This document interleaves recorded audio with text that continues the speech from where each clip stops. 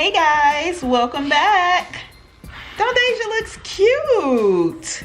She looks so cute. It's a little different for her. First of all, it's a little short than she used to wearing, and she usually don't wear the kinky curly. This is a kinky curly 14-inch lace front from UNice Hair, and it's their Bettyou series. So we did a part down the middle. She really wasn't feeling that, so I decided to do a side part. And then on the side here, I just did a little twist to the back. And this is her baby hairs right here. So yeah, I just did a little twist to the back. That parting is looking good and natural.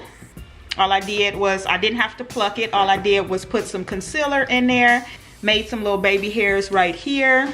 So all I did was use some water and mousse on the hair to get the curls kind of refreshed.